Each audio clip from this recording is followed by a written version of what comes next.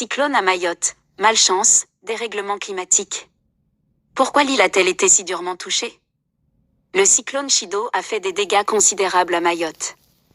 Le cyclone Chido qui s'est abattu sur Mayotte est exceptionnel, car il a directement frappé l'archipel, tandis que sa puissance a été dopée par des eaux particulièrement chaudes dans l'océan Indien liées au changement climatique, a expliqué samedi un météorologue à l'AFP.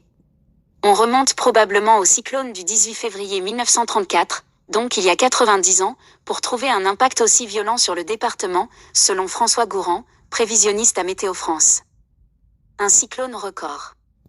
Chido dépasse le cyclone Kamizy d'avril 1984 qui faisait jusqu'alors figure de référence dans la zone, selon lui. Les autorités ont fait état samedi de 2 morts et de dégâts énormes à Mayotte, tandis que Météo France a relevé des rafales de 226 km/h à l'aéroport de Pamandzi à l'est de la capitale, Mamoudzou. Pour que l'œil d'un cyclone touche un territoire aussi petit, il y a quand même une probabilité qui est extrêmement faible, c'est cela qui fait le caractère un peu exceptionnel de l'événement, selon François Gourand. Un mauvais scénario climatique. Chido a également profité d'un environnement océanique exceptionnel depuis quelques années et notamment cette année, avec des températures de surface des eaux proches de 30 degrés et des eaux chaudes très profondes, a révélé le spécialiste.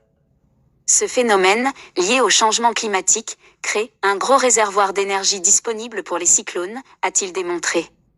Autre élément qui a favorisé le développement de Chido, un cisaillement de vent faible, ce qui a permis aux cyclones de se structurer et de perdurer. S'il existe trop de différences de vent entre le sol et l'altitude, cela peut déstructurer un phénomène cyclonique et l'empêcher de se développer. Et là, malheureusement, ce n'était pas le cas, a encore indiqué François Gourand. La saison des cyclones.